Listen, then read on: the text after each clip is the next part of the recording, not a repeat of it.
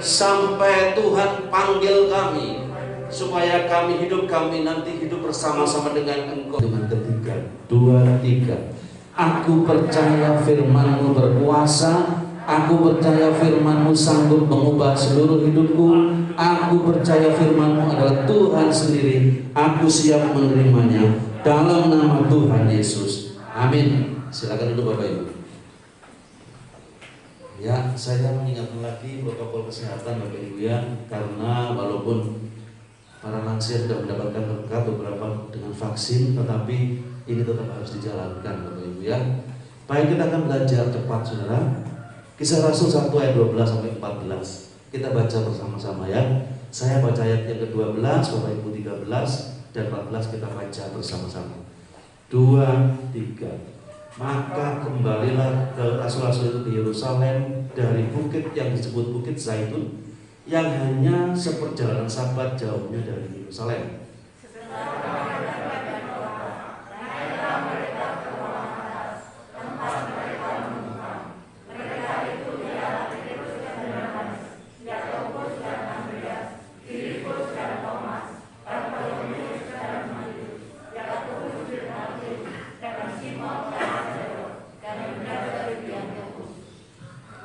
Mereka semua bertekun dengan sehati dalam doa bersama-sama dengan beberapa perempuan serta Maria ibu Yesus dan dengan saudara-saudara Yesus. Saudara-saudara, sebentar lagi 2 bulan kita akan memperingati kenaikan Tuhan dan penantian Roh Kudus. Klik lagi Mbak. Nah saudara, stop. Tadi dikatakan bahwa para murid dan semua orang percaya turun dari Bukit Zaitun ke Yerusalem. Yesus naik dari surga ke surga dari Bukit Zaitun. Saudara, Bukit Zaitun adalah tempat dalam Lukas 21 ayat 37 kan, pada siang hari Yesus mengajar di bait Allah, pada malam hari dia bermalam di sini. Padahal di bukit ini banyak makam, saudara. Ada 150.000 lebih makam. Bunda waktu saya sempat sini ya. Sepatnya. Nah, ini saudara, ini tempat Yesus diangkat oleh Allah naik ke surga. Tetapi setelah Yesus naik surga, saudara, klik lagi Mbak. Nah, murid-murid itu turun dari Bukit Zaitun ke Yerusalem. Seperjalanan Sabat itu kurang lebih 2000 hasta, sebetulnya 2000 kubik meter. Artinya mereka berjalan tidak lebih dari kurang lebih 1,05 kilometer, saudara. Jadi waktu hari Sabat mereka itu tidak boleh keluar dari radius itu. Dasarnya apa? Dalam Yosua 3 ayat 3 sampai 4 itu adalah dan jarak antara jemaat dengan tabut Allah. Klik lagi Mbak. Dasarnya itu jarak antara jemaat dengan tabut Allah. Dikatakan di situ supaya ada jarak antara kamu dengan tabut, supaya waktu tabut itu jalan kamu tidak tersesat. Itu firman Tuhan ya, bukan kata dia saja. Kamu tidak tersesat mengikuti jalannya tabut. Nah, saudara, murid-murid sama. Yesus gak ada, tapi mereka turun untuk di Yerusalem. Tetap jaraknya dari tempat Yesus naik ke surga cuma seperjalanan Sabat, mengikuti aturan Allah. Saudara, nah kita lihat sekarang dulu saudara ya. Kenapa dia di Yerusalem? Kenapa tidak ke tempat lain? Lihat lagi Mbak. Tadi dikatakan setelah mereka tiba di kota, naiklah mereka, maksudnya Yerusalem ya, naiklah mereka ke ruang atas tempat mereka menumpang. Saudara-saudara, ini tidak diketahui. Loteng Yerusalem ini bukan bait Allah, bukan karena sinagoga, pasti dilarang oleh orang-orang Yahudi. Gak tahu milik siapa, tidak disebutkan. Saya tidak tahu alasannya, tetapi di sini yang ditekankan adalah menumpang. Waktu mereka menumpang, mereka bersekutu. Artinya apa saudara? Dalam keadaan, artinya apa saudara? Mereka sekalipun tidak memiliki tempat permanen, mereka menyatukan hati. Saudara-saudara, mereka menyatukan hati untuk menanti kedatangan Roh Kudus. Nah, sama dengan saudara dan saya. Mungkin banyak anak Tuhan sekarang tidak memiliki waktu, tidak punya tempat permanen karena dibatasi jarak, dibatasi protokol. Tetapi kalau kita ada keinginan untuk bersatu, untuk menanti kedatangan Roh Kudus, itu tidak ada yang mustahil. Nah, saudara, sekarang ini banyak orang yang alasan nggak bisa ke gereja karena ini. Tetapi saudara, Tuhan sudah memberikan media, yaitu online, sosial media. Itu artinya apa? Dalam keadaan yang tidak ada permanen pun kita bisa memanggil hadirat Tuhan. Nah, saudara-saudara, menumpang ini yang ditekankan oleh firman Tuhan. Artinya, kalau engkau tidak punya tempat khusus, itu tidak menjadi halangan untuk engkau untuk mengundang hadirat Tuhan. Itu yang pertama, saudara ya. Klik lagi, Pak. Nah, ini saudara ya. Dilanjutkan dengan kata semua bertekun dengan sehati dalam doa bersama. Kata menumpang tadi kalau saya ingat dulu saudara dalam 1 Petrus 1:17 bunyinya bagian terakhir mengatakan begini. Hiduplah kamu dalam ketakutan, artinya takut kepada Allah selama kamu menumpang di dunia. Jadi selama di dunia menumpang yang tidak pasti ini, satu, hidup takut akan Allah, bertekun sehati dalam doa. Nah, saudara-saudara, penekanan untuk ini kembali ke doa, saudara. Klik lagi, Pak. Untuk apa, saudara-saudara, bertekun dengan sehati dalam doa? Untuk apa? Ini janjinya Tuhan. Klik lagi. Yohanes 14 ayat 16. Pak Sunyoto bisa tolong dibacakan? Yohanes 14 ayat 16.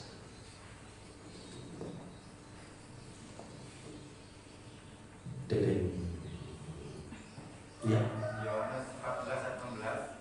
Aku akan meminta kepada Bapa dan Ia akan memberikan kepadamu seorang penolong yang lain supaya Ia menyertai kamu selama-lamanya. Amin. Saudara, itu saudara, sekalama kita menumpang, kalaupun masalah kita nggak punya gereja, kita dibatasi jarak, kita harus protokol. Satu, hati semua jemaat harus bersatu untuk supaya penolong yang lain itu yaitu Roh Kudus turun, saudara, menyertai selama-lamanya. Artinya apa? Selama saudara dan saya hidup dalam daging itu supaya tidak jatuh dalam dosa. Waktu dipanggil Tuhan, Tuhan katakan engkau punya tempat, engkau punya kampling bersama aku di surga. Klik lagi, Mbak. Saya cepat saudara ya. Nah, saudara, Kardinal Joseph Aloysius Ratzinger yang dikenal dengan nama Paus Benedict, dia mengatakan prayer is the breath of the soul and life. Doa itu adalah nafasnya jiwa dan kehidupan, saudara-saudara. Ini orang nomor satu di Katolik yang baru dari Katolik sekarang, Jose Mario Bergoglio, Pope Francis ya. Nah, seorang penginjil besar, Roland Hill juga mengatakan prayer is the breath of a newborn soul. Doa itu adalah nafas orang yang lahir baru, dan tidak ada hidup kekristenan tanpa doa. Kalau hidup kekristenan kita tanpa doa, kita bukan Kristen yang sebenarnya, saudara-saudara. Saya ingat saudara, waktu tahun 2014 kalau salah, Pak Gembala sama Pak Ratno ke Semarang, ke Hotel Ciputra waktu saya kerja. Waktu saya ajak makan dan sebentar, kalau Gembala doa di sana, karena Pak sudah terbiasa, saudara. Doa itu membosankan, saudara. Tetapi ini, tanpa doa, kehidupan kekristenan itu tidak ada artinya. Saya salut saudara kita umat Islam, saudara. Udah puasa 30 hari, doa 5 waktu, luar biasa. Kita itu loh saudara-saudara, mau doa aja setengah mati, mangantok baru itu, saudara. Baik, terus. Nah, ini mereka bertekun dengan sehati dalam doa bersama. Kita belajar ya, saya cepatkan. Klik lagi Mbak. 1. Waktu bersama-sama bertekun sehati, saudara-saudara. Ini mengajarkan saling mengenal dan menopang. Saya tidak akan bacakan ayatnya, Bapak Ibu bisa baca di rumah. Ayat Efesus 4 ayat 2 kalau nggak salah bunyinya, kamu dalam kasih saling membantu dalam kasih. Nah, saudara-saudara, waktu bersama itu ada 120 murid yang berbeda latar belakang. Tuhan ingin mereka itu saling mengasihi, saling mengenal, saling mendukung. Nah, kalau di Alkitab tidak detail diceritakan, saudara-saudara, tetapi di dalam buku sejarah, di dalam waktu 10 hari itu mereka menunggu itu apa yang mereka lakukan? Kadang-kadang karena air sukar, mereka mandinya gantian, toilet gantian. Kadang-kadang karena waktu itu mereka nggak bawa baju, karena mereka dadak dipanggil Tuhan ke atas bukit, Yesus mau naik, baju yang dipakai pun sedikit, mungkin ada 1 atau 2. Mereka tidak mengeluh, oh ambumu apa, dia ambumu apa, Pak, para enggak, saudara. Disitulah mereka saling mengenal, saling mengerti kekurangan dan kelebihan masing-masing. Gambaran jemaat sekarang harus seperti ini, saudara. Bukan lagi waktunya untuk oh kamu nggak bisa ini, kamu nggak bisa ini. Ini saudara-saudara. Yang pertama, kebersamaan mengajarkan saling mengenal dan menopang. Yang kedua, mengajarkan saling mengampuni. Itu Yesus punya murid 12 saudara, yang terdaftar secara resmi full timer, saudara, dengan latar belakang berbeda. Kemudian total yang ada di Yerusalem adalah 120. Itu mereka punya latar belakang berbeda. Petrus adalah orang yang tidak memiliki karakter yang baik sebetulnya ya. Dia orang urakan, hanya ngerti tebarkanlah sini, woi. Dan orang nelayan kasar, saudara. Di situ ada Dr. Lukas berpendidikan tinggi, ada Matius seorang ahli keuangan, ada Bartolomeus seorang keturunan bangsawan dari Mesir, ada Yusuf Arimatea seorang super kaya yang jadi juga tua-tua Israel atau Sanhedrin. Ada juga Sakius atau Matias, seorang ahli keuangan, kumpul dengan orang-orang urakan, saudara-saudara. Mungkin sering gontok-gontokan. Bahkan Alkitab saya beberapa kali dia mencatat mereka saling bertengkar. Tetapi di sini Roh Kudus mengajarkan saling mengampuni dulu. Saudara, di dalam berjemaat seperti saat ini yang paling ditekankan, saudara-saudara. Di dalam kata pengampunan, Yesus datang ke dunia hanya misinya 1, mengampuni dosa. Sama dengan saudara dan saya, ada kata pengampunan. Pengampunan ini adalah pengorbanan, saudara. Kita mengatakan, aku mengampuni dia, atau aku nggak pernah mungkin dia, tetapi kita masih sering ngomongin kekurangannya. Itu nggak mengampuni, saudara. Itu kemunafikan, saudara. Ya, saudara, kita belajar di sini. Ketiga, mengajarkan kesetaraan. Artinya apa, saudara? Tadi saya katakan kembali, murid Yesus itu backgroundnya macam-macam. Ada yang berbackground gerilyawan, yaitu Yudas Iskariot dan Simon orang Silot.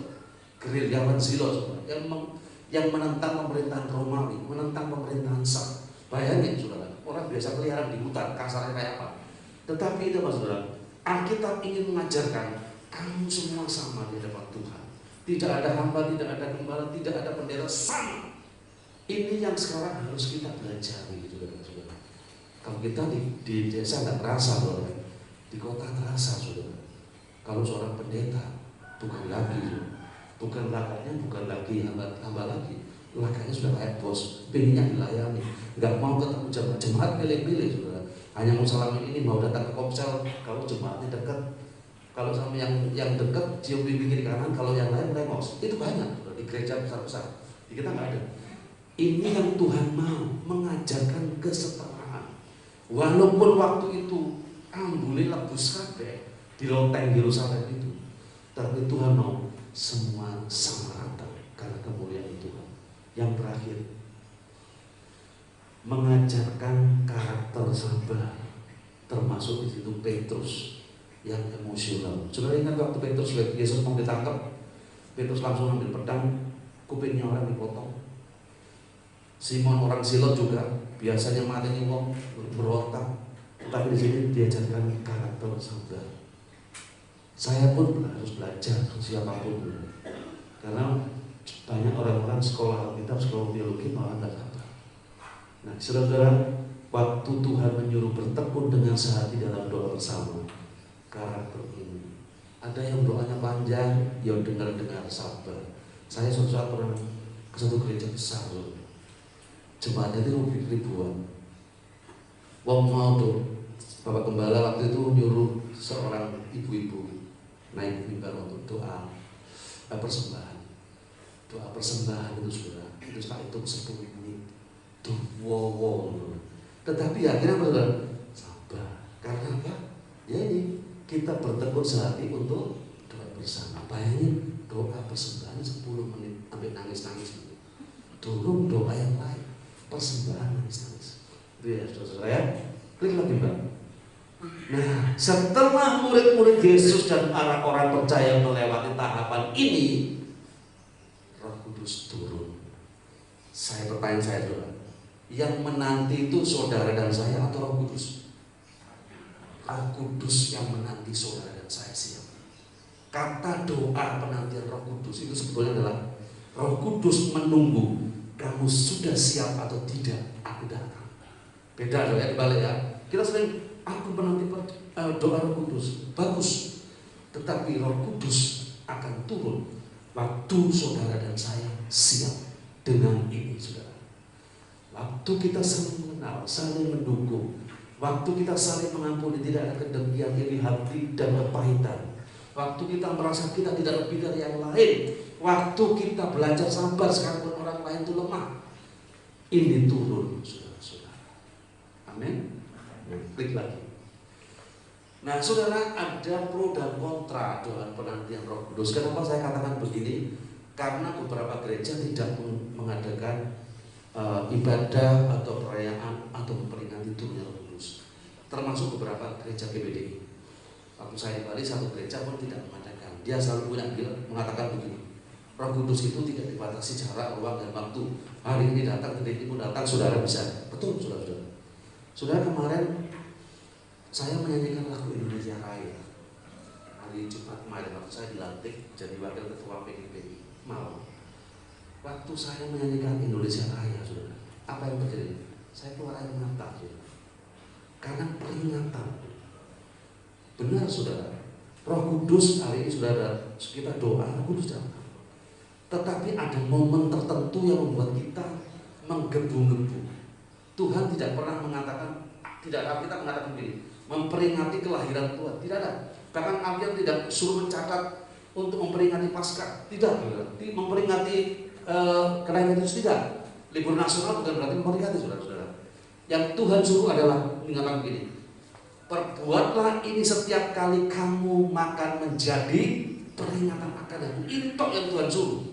Tetapi saudara, peringatan ini beda, momennya beda, hari-hari biasa beda. Waktu kita Natal ada sesuatu sukacita, ada sesuatu yang mendorong kita untuk lebih. Sama dengan doa 10 hari, mendorong kita untuk lebih. Tuhan, aku ingin berbuat lebih. 10 hari ini aku akan melakukan sesuatu untuk Kau, untuk menanti Roh Kudus. Ubah itu Tuhan. Nah saudara-saudara, apapun mungkin orang tidak melakukan, tetapi saya tahu bahwa 90% lebih gereja-gereja menjalankan doa penantian Roh Kudus. Dibalik saudara ya, bukan kita yang menanti, Roh Kudus yang menunggu kesiapan saudara dan saya. Itu lagi Mbak. Nah saudara, saya bacakan sekali lagi. Doa adalah nafas hidup orang percaya. Ini bukan saya ambil di seorang hamba Tuhan. Jika tidak bernafas, maka kita akan mati. Jika tidak berdoa, maka kerohanian kita mati. Doa adalah komunikasi dua arah antara kita dengan Tuhan. Dengan semakin sering kita berkomunikasi dengan Tuhan, maka telinga kita akan semakin peka mendengarkan suaranya. Mungkin Tuhan tidak langsung berbicara secara audible, secara bisa kita dengar, tetapi Tuhan juga berbicara lewat berbagai hal yang kita alami. Nah saudara-saudara, sebentar kita akan memperingati kenaikan Tuhan, dan kita akan siapkan hati untuk masuk dalam doa penantian Roh Kudus. Saudara-saudara, sekali lagi, banyak mungkin beberapa gereja tidak melakukan, tetapi sesuatu yang mendorong kita untuk berbuat lebih untuk Tuhan, untuk mengundang hadirat Tuhan secara lebih. Klik lagi Pak. Saudara, makanya ada dua ayat yang sangat, ini paling singkat saudara. Bertekunlah dalam doa. Kata bertekun artinya saudara, tidak berhenti. Waktu kita jatuh kita bangkit, waktu kita kesandung kita bangkit, itu bertekun. Ada ayat yang sangat pendek, 1 Korintus 5:17. Cuma 2 kata. Tetaplah berdoa. Artinya tidak berhenti-hentinya berdoa. Saudara, orang sering mengatakan begini. Orang yang pintar, orang yang jenius, banyak tidak berbuat sesuatu, banyak tidak menghasilkan, bahkan gagal. Tetapi orang yang bodoh dan bertekun, biasanya, dan bukan biasanya, kebanyakan melebihi orang yang jenius. Ketekunan, firman Tuhan itu luar biasa. Ketekunan itu membawa dampak besar. Kejeniusan kalau tidak ada ketekunan justru akan masuk dalam dosa, dalam jurang, tidak bisa berbuat apa-apa. Terakhir, nah ini saudara, Roh Kudus menolong dan memberi kekuatan bagi orang yang bertekun dalam doa menghadapi tekanan dan ketidakpastian dunia. Saudara-saudara, corona masih berlangsung, pandemi masih berlangsung, tetapi saudara-saudara, kalau kita tetap di dalam Tuhan, bertekun dalam doa, Tuhan akan melewatkan saudara dan saya. Pada kesempatan ini saya juga mau melaporkan kepada jemaat bahwa pada hari Jumat kemarin saya dilantik sebagai wakil ketua Persekutuan Gereja-Gereja Pantai Kosta di Malang. Ketuanya adalah Pendeta Johnny Sihombing MTH. Jadi PGPI ini adalah wadah seluruh aliran Pantai Kosta. Di dalamnya ada Betel, Betani, GMS dan sebagainya. Kemarin kami dilantik oleh Ketua Jatim yaitu Pendeta Charles Memuran. Penasihat Kota Malang adalah Pendeta Yusak Cong, Pendeta Markus Kemampu. Sekarang saya tidak menyangka saudara-saudara ya. Tahu nggak, diklik kan? Saya hari Jumat, hari Selasa itu dikasih tahu dari saya, ini Bu Ilona, klik lagi Pak. Bu Ilona WA, kamu mau jadi wakil ketua PGPU? Nggak mau, saya bilang, karena saya nggak kenal siapapun.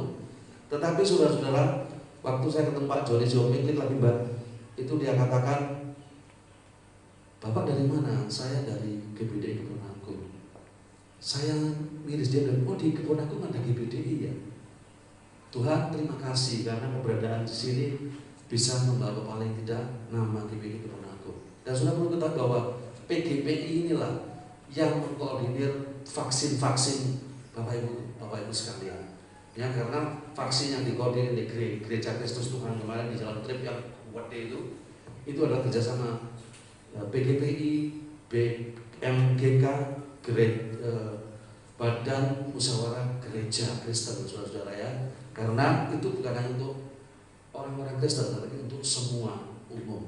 Waktu saya tolak, saya bilang, Markus, saya nggak kenal siapapun di PGPI. Saya bilang, saya nggak mau. Saya datang aja, saya ingin makan bagi rica-rica. Kan dijawab, saya di sana ternyata nama saya sudah didaftarkan ke Kementerian Agama, kemarin disaksikan oleh Bimas Kristen. Mudah-mudahan keberadaan kami di sana membawa berkah untuk jemaat. Karena di sisi lainnya mungkin juga lansia nanti tanggal 20 lagi barunya untuk vaksin. Dan saya sampaikan saudara, vaksin itu bukan kami ya kan. Kami hanya membantu mendaftar, itu keputusan dari panitia. Tanggal berapa, jamnya, tidak bisa pilih. Pendeta di Sujaka pun ikut, saudara-saudara ya. Mudah-mudahan nanti bahkan keluarga kami belum kecuali Glenn dan saya yang karena didaftarkan oleh perusahaan. Inilah saudara, ini gerejanya Markus yang baru. Ini bukan lagi pakai LCD tetapi LED seperti di Hebron sama di Mbak. Klik lagi Mbak, saya melaporkan Bapak Ibu ya. Ini pengurus inti PGPI, ini saya klik lagi. Saya masih pakai sandalan, saya dipaksa saatnya saya harus mau ikut. Klik lagi Mbak.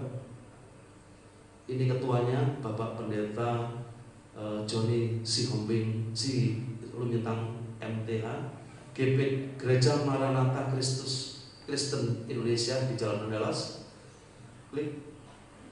Itu saya klik dan saya menerima bendera PGPI Malang dari Pendeta Charles Momora, Ketua PGPI Jatim dan sekaligus Wakil Ketua MD GPDI Jawa Timur, saudara-saudara. Klik. Itu yang dapat saya laporkan. Klik lagi Mbak. Ini susunannya, saya belum hafal semua. Ketua Pendeta Yusak Chong, Markus Rumampu, para pendeta senior, Ketua Johnny Lumintang, Dia Sunadi, Sekretaris Dr. Ilona Karamoy, bendaharanya ada, saya nggak tahu namanya. Komisi Musik banyak, Ketua Komisi Pemuda Remaja Resa Pemangku, STH, Ketua Komisi Sumber Daya Manusia Lena Yunadi. Saudara, biar keberadaan ini membawa berkat buat saudara dan saya. Mari kita siapkan hati kita untuk masuk dalam sakramen perjamuan kudus. Angkat roti di tangan kanan saudara sebagai bentuk hormat kita kepada Tuhan, dan dengar apa kata firman Tuhan. Sebab apa yang telah kuteruskan kepadamu telah aku terima dari Tuhan, yaitu bahwa Tuhan Yesus Kristus pada malam waktu ia diserahkan, ia mengambil roti, sesudah itu ia mengucap syukur atasnya. Lalu ia berkata, inilah tubuhku yang diserahkan bagi kamu. Perbuatlah ini setiap kali kamu memakannya menjadi peringatan akan aku. Saudara-saudara, tirukan apa yang saya katakan. Roh Kudus, sucikan dan kuduskan aku, supaya aku layak bersekutu dengan tubuh Kristus. Aku makan dalam nama Yesus Kristus. Mari kita makan, saudara-saudara. Haleluya.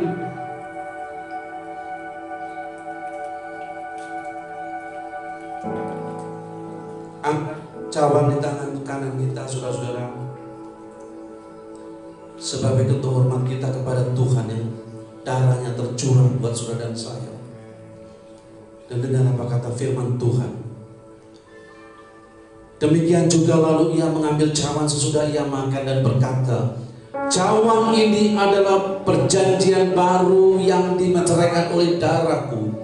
Perbuatlah ini setiap kali kamu meminumnya menjadi peringatan akan aku. Sebab barang siapa makan roti dan minum cawan ini, ia memberitakan kematian Tuhan sampai Tuhan datang kembali. Saudara-saudara, tirukan apa yang saya katakan. Ya Roh Kudus, sucikan dan kuduskan aku, supaya aku layak bersekutu dengan darah-Mu. Aku minum dalam nama Tuhan Yesus Kristus. Minum dengan iman, saudara-saudara. Haleluya. Haleluya, haleluya, haleluya. Masuk dalam doa, saudara. Haleluya.